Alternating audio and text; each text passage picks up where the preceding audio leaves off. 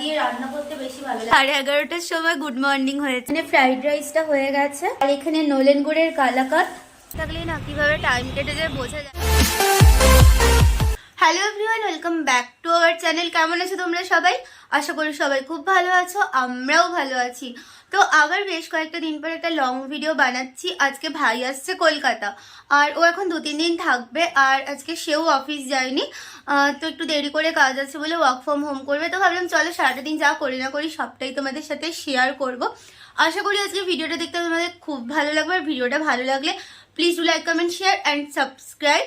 Memories dot in খুব তাড়াতাড়ি আমার চ্যানেলে 1000 সাবস্ক্রাইবারটা কমপ্লিট করে দাও তোমরা।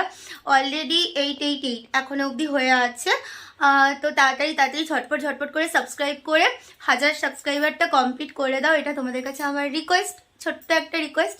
তো যাই হোক চলো এখন রান্নাবান্না বসিয়ে দিয়েছি, দেখাই কি হচ্ছে আজকে, ভিডিওটা দেখতে থাকো।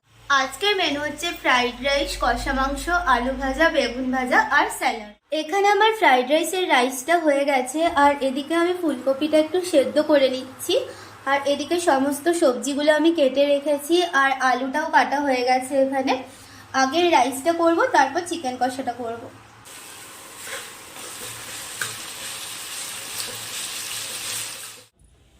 চা আপনার? এত লম্বা মানুষ, চা কটা বাজছে? গুড মর্নিং 11:30টার সময় গুড মর্নিং হয়েছে।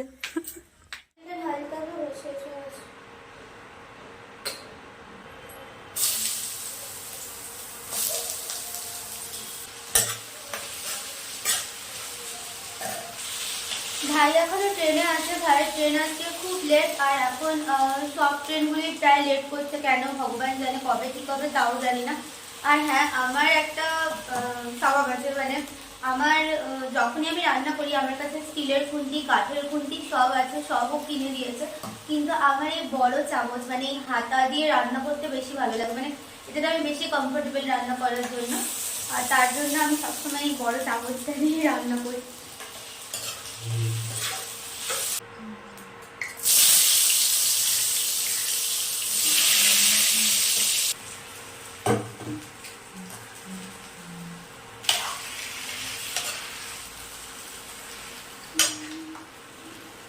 আমার রান্না এখানে মোটামুটি হয়ে গেছে। এখানে ফ্রাইড রাইসটা হয়ে গেছে আর এদিকে আলু ভাজা, বেগুন ভাজা আর এদিকে স্যালাডটাও কেটে নিয়েছি আর জাস্ট চিকেনটা বাকি আছে, চিকেনটা হলেই হয়ে যাবে।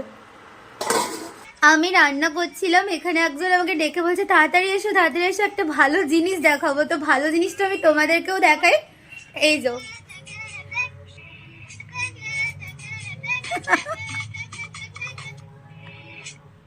তো এই যে এখানে এই সমস্ত ভালো জিনিসও দেখানোর জন্য ডাকছে। আচ্ছা আরো আছে,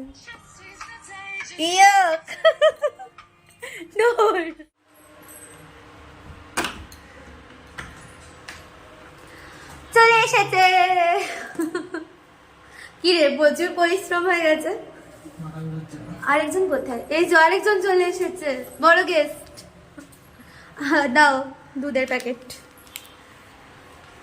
মা বাড়ি থেকে এখানে আমাদের জন্য পেস্ট্রি কেক আর এখানে নলেন গুড়ের কালাকাত আর চিংড়ি মাছ পাঠিয়েছে।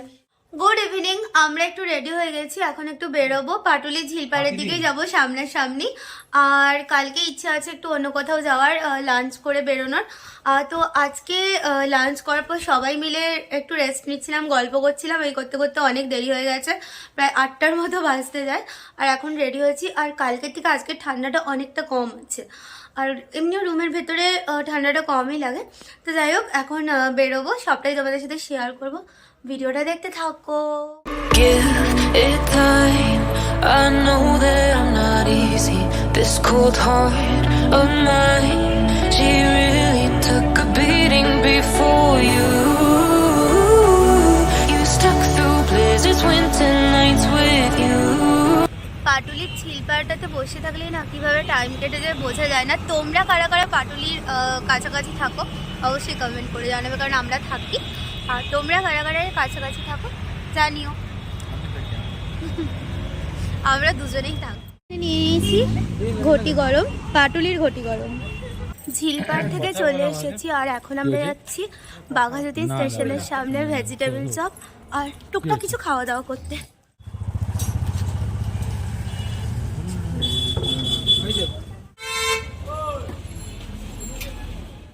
রুমে চলে এসেছি, এবার ডিনার করে নেবো। আজকে ভিডিওটা আর বড় করছি না, এখানেই এন্ড করে দিচ্ছি। কেমন লাগলো প্লিজ কমেন্ট করে জানিও, আর ভালো লাগলে একটা সাবস্ক্রাইব করে দিও।